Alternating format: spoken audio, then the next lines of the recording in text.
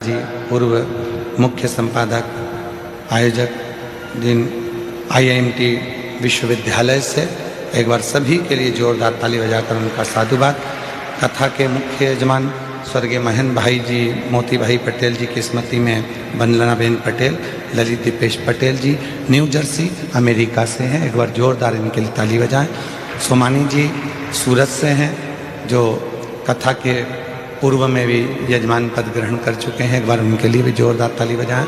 श्री दिनेश गणपति जी काबरा परिवार एरंडोल महाराष्ट्र से, सत्यनारायण रामदयाल जी मालपानी जी संभाजी नगर से हैं। स्वर्गीय मुरलीधर राव काले जी की स्मृति में अनिल मीनाक्षी काले जी द्वारा विदर कर्नाटक से हैं। स्वर्गीय श्री सुमित्रा देवी गोवर्धन लाल महेश्वरी जी की स्मृति में पुत्र संतोष राधा महेश्वरी इंदौर से हैं। स्वर्गीय रामचंद्र सुरटेवाल जी की स्मृति में सुहासिनी विजय कुमार रामचंद्र सुसरवाल जी की दौर से उदगिर से हैं। श्रीमती सरला कैलाश रुंगटा जी कलकत्ता से हैं। स्वर्गीय बसंत कुमार कोठारी जी की स्मृति में श्रीमती शोभा बसंत कोठारी जी आशीष कुमार जी द्वारा बलवाड़ी सेंधवा से। श्री रमेश रेखा ठकराल जी सोना ठकराल जी दिल्ली से। श्रीमती पार्वती सदाशिव पोद्दार जी न्यू मुंबई से हैं। और श्रीमती नीलम जसवंत लाल सरिया जी कुणाल दिव्या मुंबई से हैं। श्री राजेंद्र M सिंह जी, संजू देवी जी, श्वेता कैलाश पटेल जी पालघर मुंबई से हैं। श्री सुशील कुमार पुरुषोत्तम महेश्वरी जी प्रतापगढ़ राजस्थान से हैं। श्रीमती भुवनेश्वरी यादव अनुराग सिंह यादव जी की पूर्वज की स्मृति में जयपुर से हैं। स्वर्गीय मदन लाल जी बर्फी गोयल जी की स्मृति में मधु श्याम सुंदर गोयल जी नोएडा उत्तर प्रदेश से हैं। स्वर्गीय किशन राव जी की स्मृति में अरुण शेल के पाटिल जी द्वारा संभाजी नगर से हैं। और श्री रमणीक लाल रायचूर जी, रंजना रायचूर जी टीकरापारा बिलासपुर से। श्री केदारनाथ जी मीना जायसवाल जी ठाणे महाराष्ट्र। स्वाति मयंक गुप्ता जी मेरठ से। स्वर्गीय जय कृष्ण पाटिल जी स्मृति में श्रीमती अरुणा प्रीति दृष्टि पाटिल जी द्वारा new Jersey America. Subhash Chandra रक्षा कटियार जी बेंगलोर से। श्री रामकिशोर सिंह पूनम सिंह जी दिल्ली से। श्री प्रकाश गुप्ता जी मधुबाला गुप्ता जी चंदौली संभल से। श्री हंसराज लखनपाल जी हिमाचल प्रदेश से। वीरेंद्र कुमार वार्षण गीता वार्षण जी अलीगढ़ उत्तर प्रदेश से। श्री सुनील गणपत राव देशमुख जी प्रणीत सुनील देशमुख जी पुणे से। श्री जगत सिंह फुलवाड़ी सिंह जी नेरुल मुंबई से। अवधेश दीपमाला बनवाल जी बनारस से। और श्री आकाश कुशवाहा जी इंदौर से। सभी यजमान के लिए एक बार जोरदार ताली बजाकर साधुवाद, जिनके अथक प्रयास और सहयोग से ये कथा पूर्ण तरह से सफलता की ओर बढ़ती है। आज का दिन बाबा देव आदिदेव महादेव की पवित्र रात्रि है, शिवरात्रि।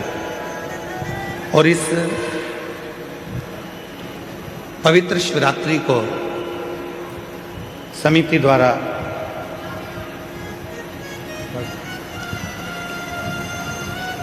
एक निवेदन किया गया था। एक वृक्ष अवश्य लगाएं। और आज पूरा देश अपने अपने क्षेत्र में एक एक वृक्ष लगा रहा है। आज लग रहा है कि मेरा भोले बाबा सबसे ज्यादा प्रसन्न हुआ होगा इस प्रकृति को हरा भरा देख।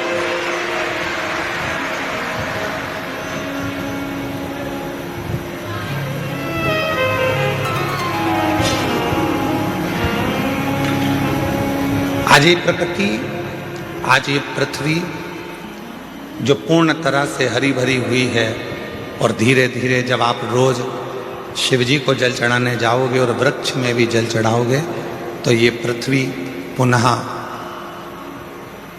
आनंदित होगी, पर्यावरण शुद्ध होगा।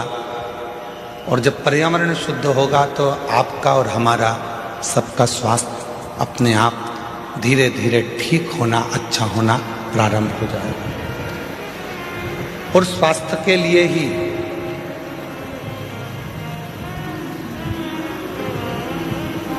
स्वदेशी अपनाओं का एक बीड़ा लेकर पतंजलि भी एक बहुत बड़ा कार्य कर रहे हैं।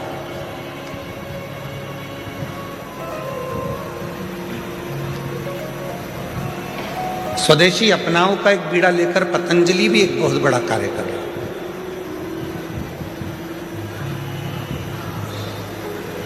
और पतंजलि औषधियों के माध्यम से जो हमारी पुरानी योग पद्धतियां हैं, पतंजलि की जो पद्धतियां हैं, उस पद्धति के अनुसार कैसा हमारा जीवन होना चाहिए और कैसा हमारा व्यवहार होना चाहिए और कैसा हमारा भोजन होना चाहिए, उस पर पतंजलि ने बहुत कार्य किया। बच्चों के संस्कार कैसे होना चाहिए, बच्चों की विद्या कैसी होना चाहिए,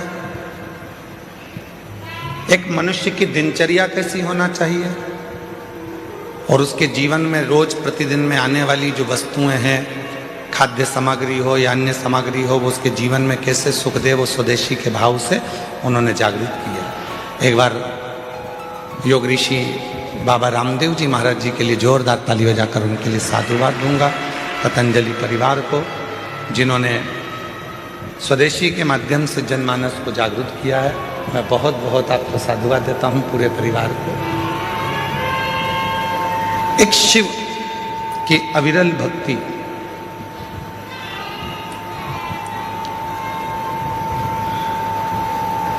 और भगवान देवादिदेव महादेव का जो भजन है, भगवान देवादिदेव महादेव का जो स्मरण है,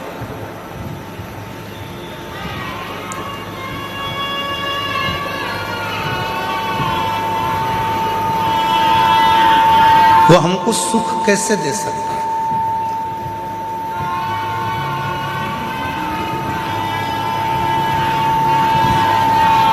तैतीस कोटि देवता में केवल एक देवादिदेव महादेव हैं जो आपसे कभी कोई वस्तु की चाह नहीं रखते।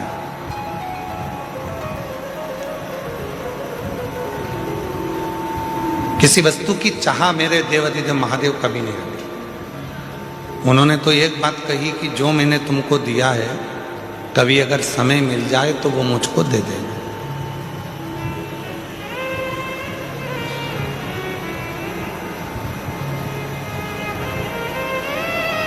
और भगवान देवादिदेव महादेव ने हमको क्या दिया? ये चित्त, ये मन, ये आत्मा। ए बाबू, आवाज बढ़ा उधर की।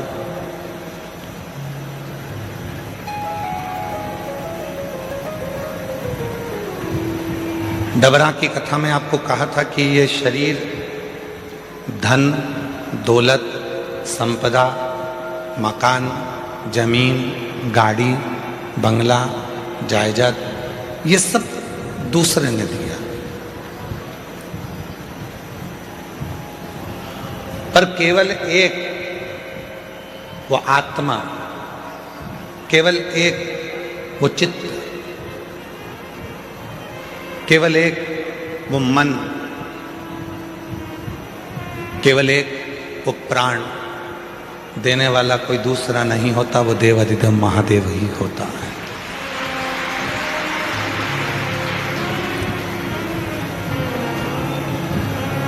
आत्मा को लिंग कहा गया, जिसको हम लोग कहते हैं आत्मलिंग।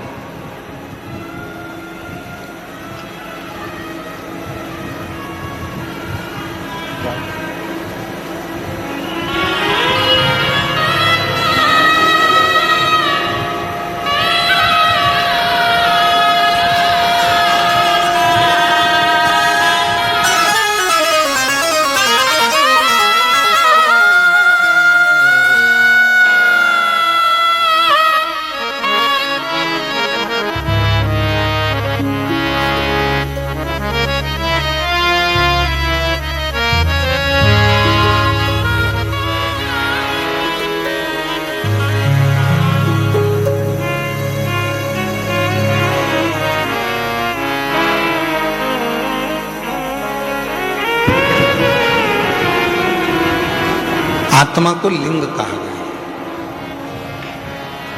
जिसको हमारे यहां कहते हैं आत्मलिंग।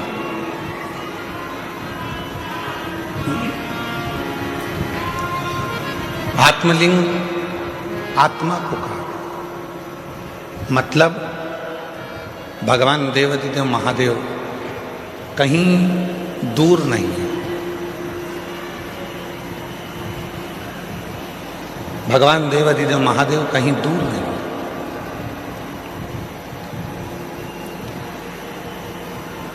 भगवान शिव तो हमारी इस आत्मा के रूप में विराजमान।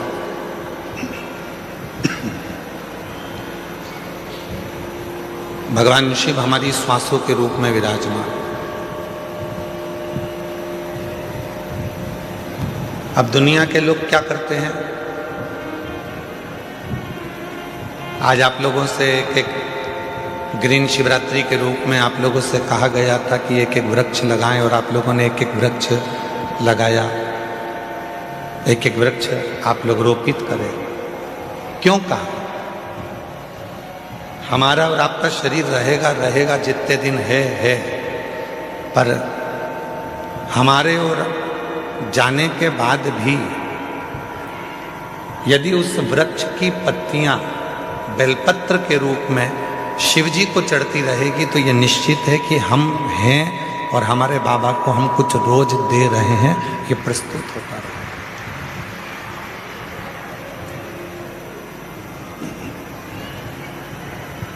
शिव दूर नहीं है।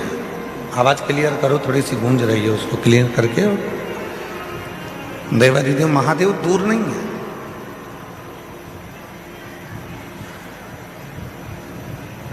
दुनिया के लोग भगवान शंकर को ढूंढने के लिए बहुत दूर दूर जाते हैं, पर शिव पुराण कहती है कहीं मत जाओ।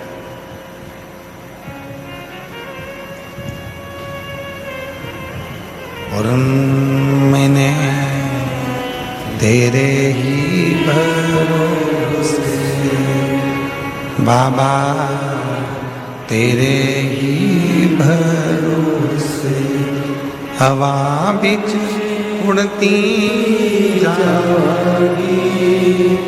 बाबा डोर हटो छड़ी ना कटी जागी।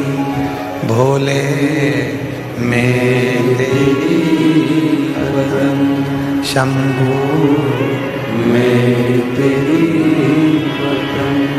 हवा बिच उड़ती जागी।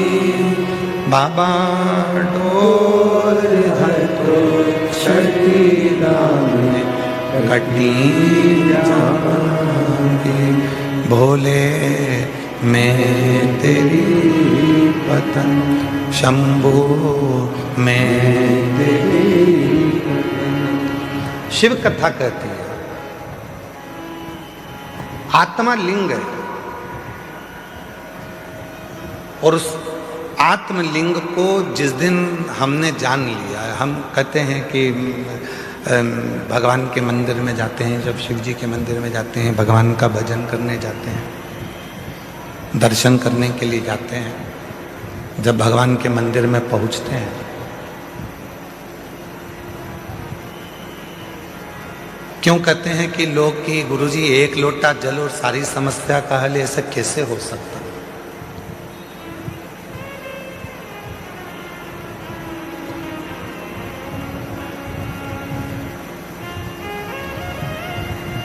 कैसे हो सकता?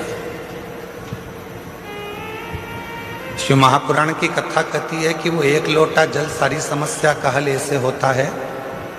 घर से जब हम जल लेकर चलते हैं तो भगवान देवाधिदेव महादेव के पास में भरोसा लेकर जाते हैं, विश्वास लेकर जाते हैं।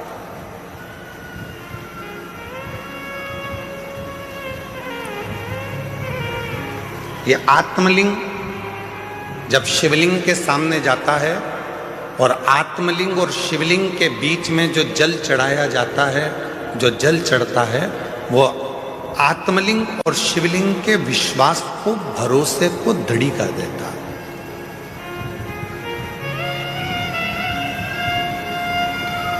फिर दुनिया का ऐसा कोई काम नहीं रहता जो आप कर नहीं सकते। दुनिया का ऐसा कोई कार्य नहीं होगा जो आप कर नहीं पाओगे। फिर वो कार्य पूर्ण होता ही, वो कार्य सफल होता ही।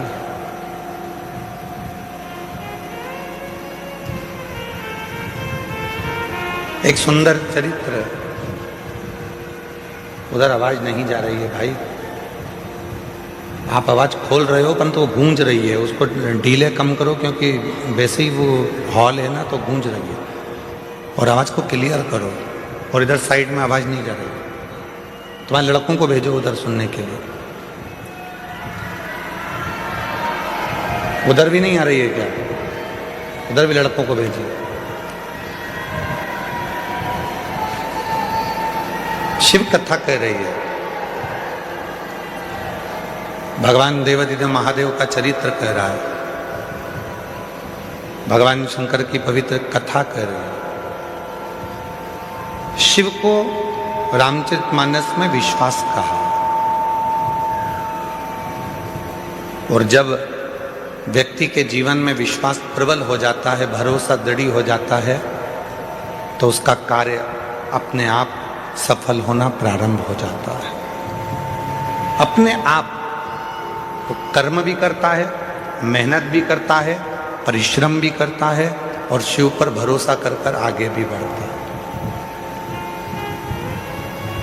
पर कभी कभी ऐसा योग भी बन जाता है कि हम मंदिर जाते जाते, भगवान का दर्शन करते करते, भगवान को एक लोटा जल चढ़ाते चढ़ाते, भजन करते करते, कभी कभी ऐसा भी समय आ जाता है कि हमारा मन, एक दिन ऐसा होता है कि अब मंदिर नहीं जाऊं तो अच्छा, बहुत दिन हो गए।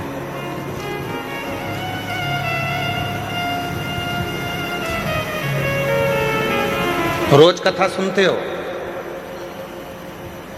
प्रतिदिन कथा को श्रवण करते, और कभी कभी मन ऐसा भी कर जाता है कि अब 2 4 8 दिन अभी जरा मैं अभी कथा नहीं सुनूंगी, अभी मैं सीरियल देखूंगी, नाटक देखूंगी, कभी कभी मन करता।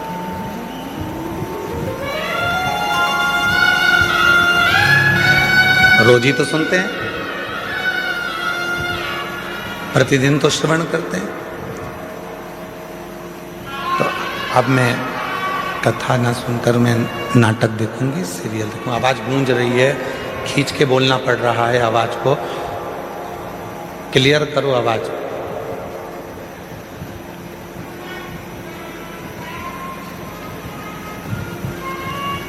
कभी कभी मन कर जाता है ऐसा कि अब मैं, इतने दिन मैंने कथा सुन ली है, इतने दिन मैं मंदिर चली गई हूँ, इतने दिन मैंने सत्संग कर लिया, इतने दिन मैंने कीर्तन कर लिया, इतने दिन मैंने मंत्र जाप कर लिया है, इतने दिन मैंने नाम जाप कर लिया है, अब मैं थोड़े दिन नहीं करूँगी।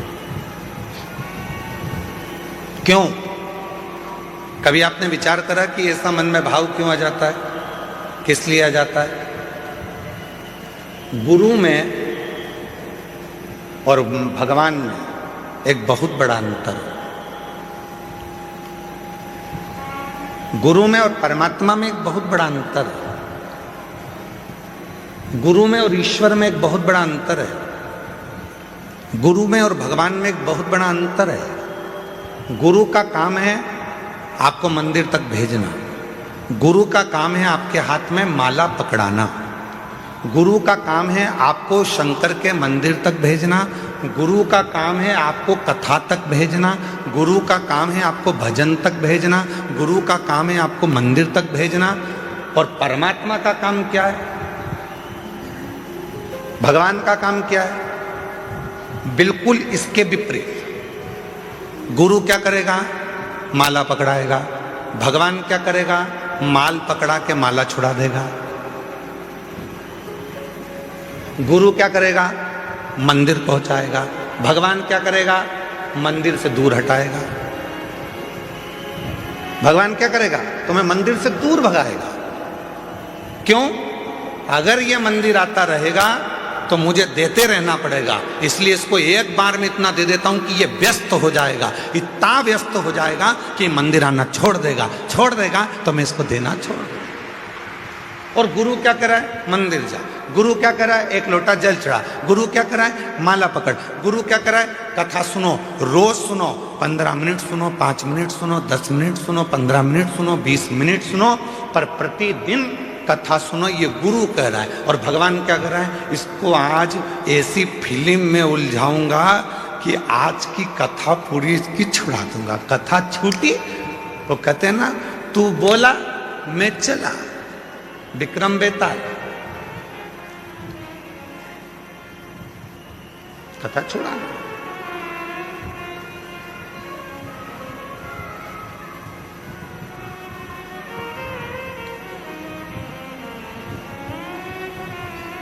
गुरु मंदिर भेज रहा है, गुरु शिवालय तक भेज रहा है, गुरु परमात्मा के पास भेज रहा है, गुरु सत्संग में भेज रहा है, गुरु परमात्मा की भक्ति में भेज रहा है। और परमात्मा मंदिर को छुड़ा रहे हैं, माला छुड़ा रहे हैं, सत्संग छुड़ा रहे हैं, भजन छुड़ा रहे हैं। अगर ये भजन करता रहेगा, सत्संग करता रहेगा, नाम जाप करता रहेगा, स्मरण करता रहेगा, तो मुझे देते रहना पड़ेगा। वो छुड़ा रहे। पर मेरी जीजियों, मेरे जीजाओं, मेरी बेटियों, बेटाओं, मेरे बुजुर्ग माँ बाप, एक बात को याद रखना अपनी जिंदगी में, कितनी भी उलझन जिंदगी में आ जाए और कितनी भी दौलत जिंदगी में मिल जाए, आप शंकर भगवान के मंदिर जाना मत छोड़ना। वो तुम्हारी उलझन मिटाना नहीं छोड़ेगा। वो तुम्हें सुख भी देगा, आनंद भी देगा, खुशियाँ भी देगा, सारा वैभव भी देगा, सब कुछ प्रदान करेगा और तुम्हारे जीवन की सारे दुखों को, सारी तकलीफों को, सारे कष्टों को मिटा भी देगा।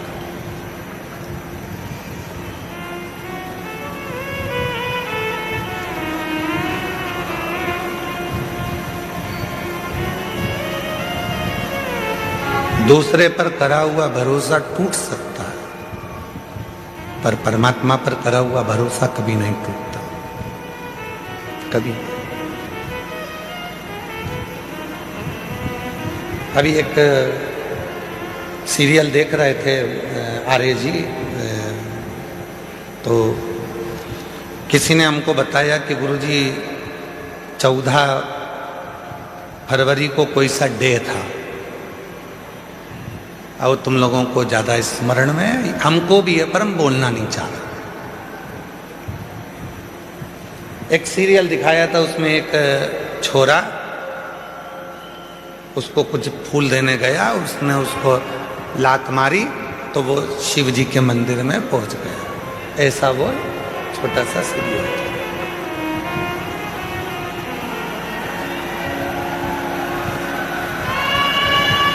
तुम्हारे लड़कों को भेजिए, उधर आवाज नहीं जा रही है। ये आवाज केवल यहीं यहीं गूंज रही है और इधर आसपास में कहीं नहीं आवाज गूंज के हमारे पास आ रही है, पर आवाज पब्लिक में नहीं जा रही है।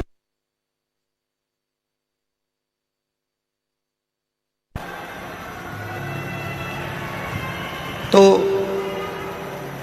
हमने देखा कि उस सीरियल में उन्होंने लात मारी और लात मारने के बाद वो व्यक्ति शिव मंदिर चले गए।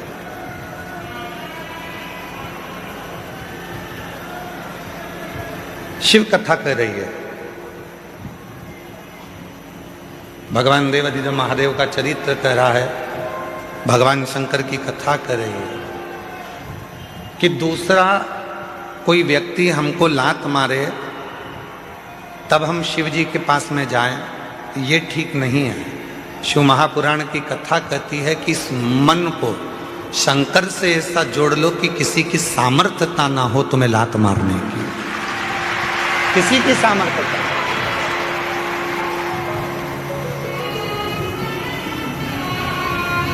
माननीय प्रधानमंत्री जी, भारत सरकार के नरेंद्र भाई मोदी जी ने कहा है कि आत्मनिर्भर भारत हो।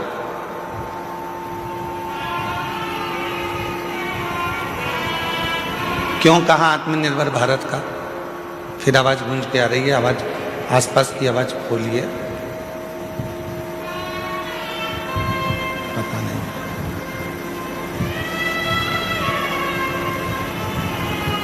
क्यों कहा आत्मनिर्भर भारत के लिए। आत्मनिर्भर भारत के लिए इसलिए कहा कि वो भी जानते हैं जब हम अपना खुद का कोई कार्य करेंगे, खुद की फैक्ट्री डालेंगे, खुद का कोई कार्य करेंगे, तो किसी दूसरे देश की हिम्मत नहीं होगी हमको ठोकर मारने की, बल्कि हम उनको ठोकर मार देंगे। स्वयं निर्माण करें, सभी वाद्य यंत्र जरा शांत रखें।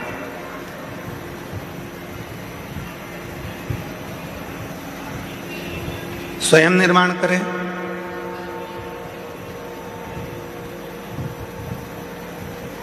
स्वयं अपना कार्य करें। किसी दूसरे की सामर्थ्य तो ना हो तुमको ठोकर मारने की। आप स्वयं इतने प्रबल बने। शिव महापुराण की कथा कहती है, स्वयं भगवान देवाधिदेव महादेव भगवान शंकर माता पार्वती जी से कहते हैं, पार्वती सुन, जो भक्त मेरे पास में आता है, जो मेरे पास पहुंचता है, एक लोटा जल मुझे चढ़ाता है, मैं उसको धन थोड़ा बाद में देता हूँ, मैं उसको वैभव थोड़ा बाद में देता हूँ, मैं उसको संपदा थोड़ी बाद में देता हूँ। सबसे पहले मैं उसको क्या देता हूँ वो सुन पार्वती। पार्वती जी ने पूछा कि आप सबसे पहले क्या देते हो? आप सबसे पहले क्या प्रदान करते हो? तो शिव जी कहते हैं, मैं सबसे पहले उसको सहनशीलता देता हूं।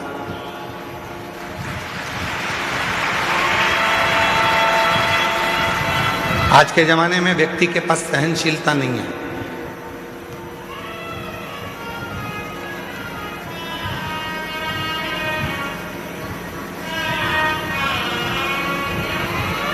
कोई किसी की सुनता ही नहीं है। आज के व्यक्ति के पास सहनशीलता खत्म हो गई। हमने पहले भी कथा में कहा था, आज फिर कहते हैं। पहले भी हम कथा में बोले थे, आज फिर कहते हैं। बहू कहती है मैं किसी की नहीं सुनूंगी, सास कहती है मैं किसी की नहीं सुनूंगी, बाप कहता है मैं किसी की नहीं सुनूंगा, बेटा कहता है मैं किसी की नहीं सुनूंगा, भाई कहता है मैं किसी की नहीं सुनूंगा, रिश्तेदार कहते हैं हम किसी की नहीं सुनेंगे। तो सुनेगा कौन? सियोर वाला महाराज सुनेगा कौन? मतलब सहनशीलता खत्म हो गई। सहनशीलता पूरी की पूरी चली गई, सहनशीलता समाप्त। आज सहनशीलता नहीं। शिव कथा कर रही है, भगवान शंकर का चरित्र कह रहा है, शिव महापुराण की कथा कर रही है। पार्वती जो मेरे पास में आता है, पार्वती जो मेरे पास पहुंचता है, पार्वती मैं उसको धन देता हूं, पर दूंगा थोड़ा रुक कर। वैभव दूंगा थोड़ा रुक कर, संपदा दूंगा थोड़ा रुक कर, कुर्सी दूंगा थोड़ा रुक कर, प्रतिष्ठा दूंगा थोड़ा रुक कर, पर सबसे पहले मैं उसको देता हूं सहनशीलता। क्यों? क्योंकि जब व्यक्ति को मैं धन देता हूं, व्यक्ति को जब मैं वैभव देता हूं, व्यक्ति को जब मैं सत्ता देता हूं, व्यक्ति को जब मैं संपदा देता हूं, जब वो उन्नति की सीढ़ी पर चढ़ना प्रारंभ करता है, तब लोग उसको ताने देना प्रारंभ करते हैं। उस समय पर उसको सहनशीलता की जरूरत पड़ती है, सहन करने की जरूरत पड़ती है। शंभु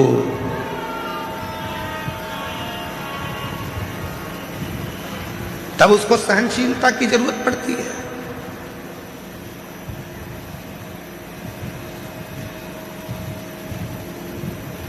धन दे दिया मैंने और उससे सहन ही नहीं हुआ। कई लोग ऐसे भी हैं जिनको ज्यादा दिख जाता है तो हार्ट अटैक आ जाता है।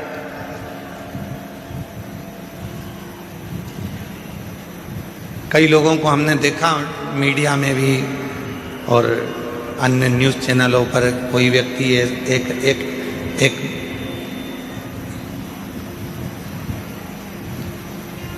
विधायक जी चुनाव लड़े और चुनाव लड़े, जीत गए। इतनी खुशी हो गई, इतनी खुशी हो गई कि सीट पे बैठे बैठे ही निपट गए, सहन नहीं हो पाया।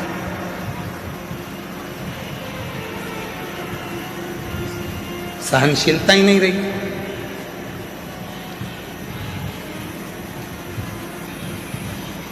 शिव कहते हैं पार्वती में सबसे पहले सहनशीलता देता हूं। आप जब शिव जी के मंदिर जाना चालू करेंगे, भगवान शंकर के मंदिर में जाना चालू करेंगे, शिव जी को एक लोटा जल चढ़ाना प्रारंभ करेंगे, तो शंकर भगवान सबसे पहले आपको सहनशीलता देंगे। तू मेरे मंदिर में आएगी, झाड़ू लगाएगी, पोछा लगाएगी, साफ करेगी, दुनिया के लोग तुझे ताना देंगे, आड़ा टेढ़ा कहेंगे, अपशब्द कहेंगे, तुझे सहन करना आना चाहिए।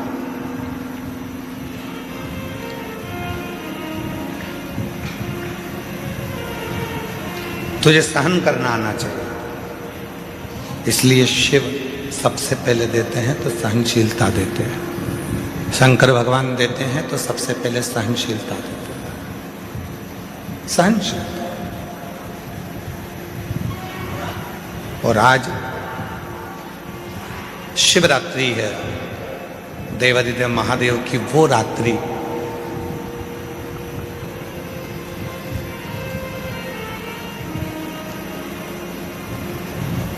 तमिल के 63 संत ऐसे हुए,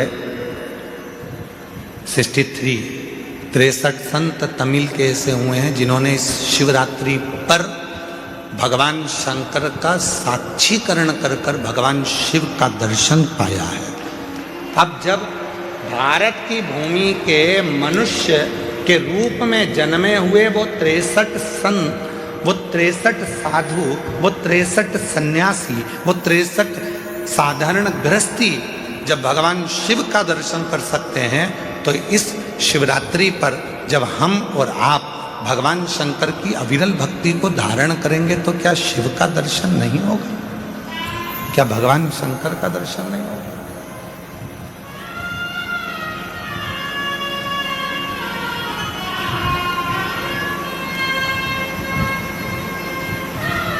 बस उसको भजने का तरीका है,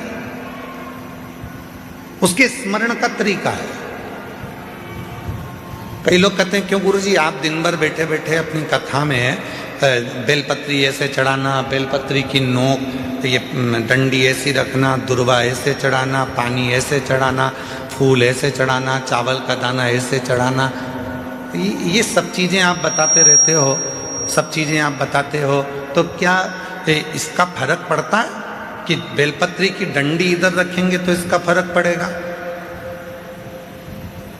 दुर्वा को ऐसे रखेंगे अशोक सुंदरी पर तो इसका फर्क पड़ेगा, चावल का दाना ऐसे रखेंगे तो उसका फर्क पड़ेगा, लाल चावल का दाना चढ़ाओगे तो उसका ऐसा फर्क पड़ेगा, सफेद चावल का दाना चढ़ाओगे तो उसका फर्क ऐसा पड़ेगा? क्या इसका फर्क पड़ता है? क्यों नहीं पड़ता? डॉक्टर भी तो दवाई देता है,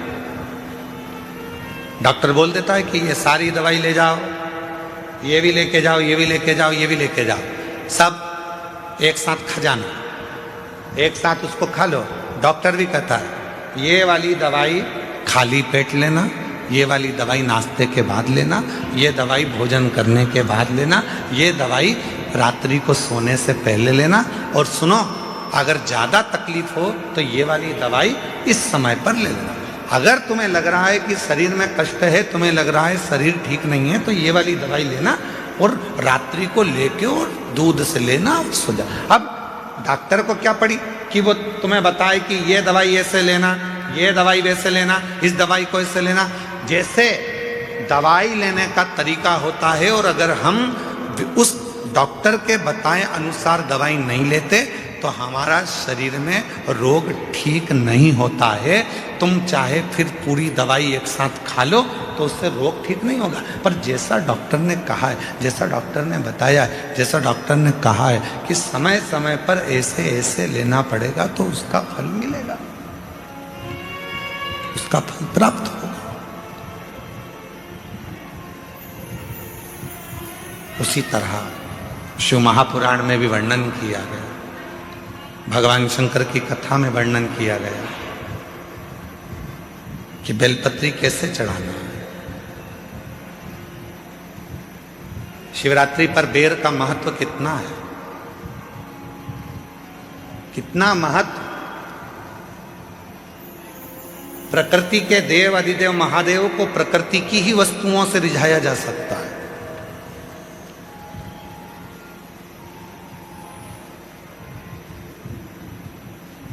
उनको रिझाने के लिए बहुत आडंबर की जरूरत नहीं पड़ती है। 3 मित्र थे, तीनों में झगड़ा हो गया और तीनों भगवान के लिए झगड़ लिए। एक बोले मेरे राम जी बड़े, एक बोले मेरे भगवान कृष्ण बड़े, एक बोले मेरे शंकर जी बड़े। पर शिव महापुराण की कथा कहती है कि हमारे यहाँ देवताओं में भेद नहीं होना चाहिए, हमारे सारे देव एक है। किसी देवता के लिए ये नहीं कह सकते कि ये बड़ा है, ये छोटा है, ये बड़ा है, वो छोटा। ना ना ना, हमारे लिए सब बड़ा, सबकी सब। पर 3 दोस्त थे, लड़ लिए। अब विवेक नहीं होवे, बुद्धि ना होवे तो झगड़ा हो जावे। तो तीनों ने लड़ाई कर ली। तो तीनों ने विचार करा, देखो मेरे राम बड़े, वो बोला मेरे कृष्ण बड़े, वो बोला मेरा शिव बड़ा। तीनों में झगड़ा हुआ और तीनों देवता एक ही हैं। तीनों ने कहा चलो जंगल में चलते हैं, अपने अपने भगवान को बुलाते हैं, देखो सबसे पहले किसके आते हैं। गया, एक ने बुलाया, हे अयोध्या नरेश, हे मेरे अवध के राजा, हे मेरे राजा धीराजा, अवध नरेश, अयोध्या के राजा मेरे राम जी, जल्दी आइए, आपका दर्शन कराना है मेरे दोस्तों। राम जी नहीं आए। थोड़ी देर बाद वो भगवान कृष्ण का भक्त वो पुकारने लगा, हे द्वारकानाथ, हे ब्रज के राजा, हे द्वारकाधीश, जल्दी आइए, मेरे दोस्तों को दर्शन कराना। भगवान ने। और थोड़ी देर बाद तीसरा नंबर का जो दोस्त था, उसने एक जमीन पे से कंकर उठाया, हाथ पे रखा, ओ भोला जल्दी आ जा, पार्वती बुला रही है। शंकर जी तुरंत प्रकट।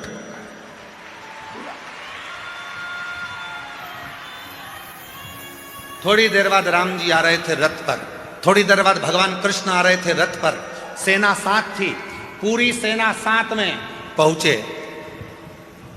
लड़के ने कहा राम जी से, प्रभु इतनी देर से आए? भगवान बोले तूने क्या कहा? हे अवध के राजा आओ। अब राजा आता है तो कोई ऐसी आ जाता है क्या? राजा आता है तो पूरी प्रजा को लेकर आता है, राजा आता है तो सेना साथ में लाता है, राजा आता है तो पूरी व्यवस्था के साथ आना पड़ता है। इसलिए पहले व्यवस्था करी फिर आया। फिर उसने दूसरे ने कहा भगवान कृष्ण से, प्रभु आप इतनी लेट आए। भगवान बोले तूने क्या कहा था? हे ब्रज के राजा, हे द्वारका के राजा पधारो। अब राजा आएगा तो पूरी साज से आएगा, तो मुझे कपड़े वपड़े चेंज करके फेटा मेटा बांधकर पूरी सेना के साथ चलना पड़ता है, पूरी सेना के साथ चलूंगा। अगर तू बोलता हे राम आइए, मैं तुरंत आ जाता। तूने कहा अवध के राजा राम आइए, हे अवध नरेश आइए, तो अवध नरेश के रूप में आए। तू बोलता हे मेरे गोपाला, हे मेरे कानूड़ा, हे मेरे कन्हैया आइए, मैं तुरंत आ जाता। तूने कहा हे द्वारकाधीश, हे ब्रज के राजा आप आइए, तो मुझे राजा जैसा ठाट लेकर तो आना पड़ेगा। राजा जैसा ठाट रखना पड़ेगा। हम कई बार अपनी कथा में वर्णन करते हैं कि जितने भी यजमान बने हैं ना, इन यजमानों से कहते हैं कि कभी भी तुम ये विचार मत करना कि तुम जजमान,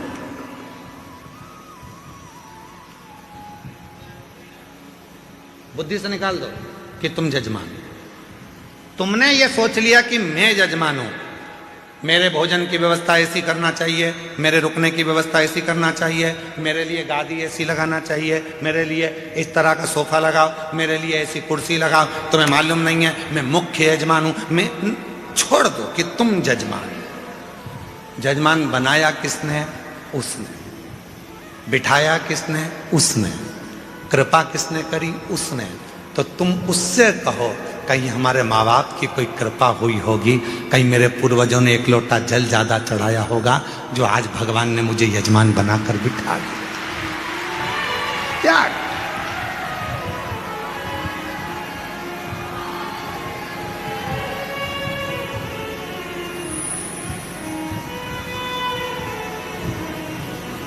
आर्य जी, रघुवंशी जी, यहाँ जितना भोजन चलता है, पीछे जो भंडारा चल रहा है जिसमें 1 से 1.25 लाख लोग रोज भोजन करते हैं प्रतिदिन।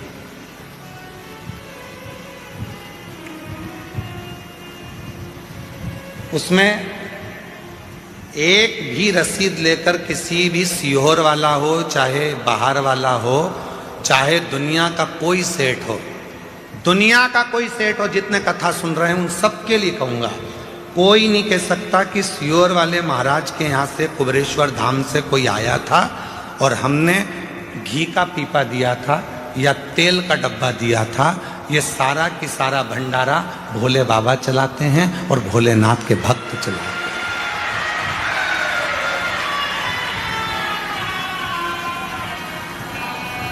एक भी सीहोर जिला हो, चाहे बाहर का पूरा भारत की भूमि के जितने सेठ सुन रहे हैं वो भी एक नहीं कह सकता कि हम कुबेरेश्वर धाम पर भंडारा होता है तो हम उसमें 5 लाख देते हैं कि 1 लाख देते हैं कि 50,000 देते हैं कि 21,000 देते हैं कि 2 लाख देते हैं कि 10 लाख देते हैं कि 8 लाख देते हैं। कोई नहीं कह सकता, क्योंकि कुबेरेश्वर धाम का भंडारा, उसका नाम कुबेरेश्वर महादेव है। जब वो लक्ष्मी को भी लक्ष्मी देते हैं, नारायण को भी लक्ष्मी देते हैं और कुबेर को भी कुबेर का खजाना देते हैं, तो वो अपना भंडारा खुद करता है, स्वयं चलता, स्वयं उसको करने वाला वो स्वयं होता है। और मैं कहूँगा आपसे कि कहाँ से छाछ आ रही है, कहाँ से दूध आ रहा है, कहाँ से घी आ रहा है, कहाँ से आटा आ रहा है, कहाँ से चावल आ रहा है, कहाँ से दाल आ रही है और कहाँ से भोजन बनाने वाले भोजन बना रहे हैं, ये अपनी सामर्थ्यता से परे है। वो गाड़ी भरकर मंगवाता भी रहता है, खिलाता भी रहता है। गाड़ी भेजने वाले की गाड़ी पर लिखा रहता है कुबेरेश्वर बाबा ने भेजा है और लेने वाला भी कुबेरेश्वर नाथ ही है, पर उस पर उसकी पर्ची नहीं होती, उस पर नाम नहीं होता। सब्जी भेजने वाला सब्जी भेजता है, उस पर लिखा होता है कुबेर भंडारी का दिया भंडारी के पास जा रहा है, पर उस पर नाम नहीं होता, नाम नहीं होता। चल रहा, चला।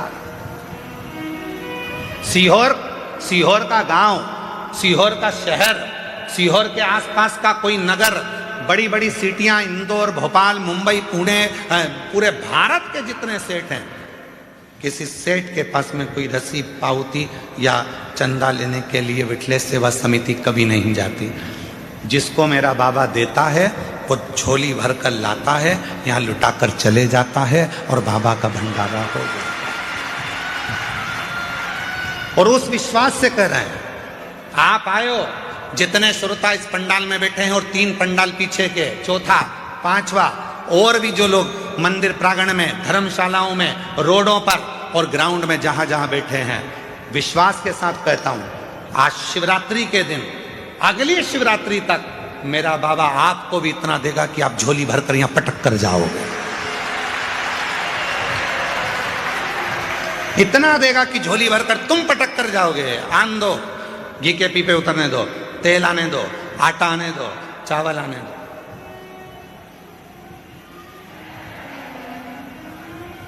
वो करुणा सा,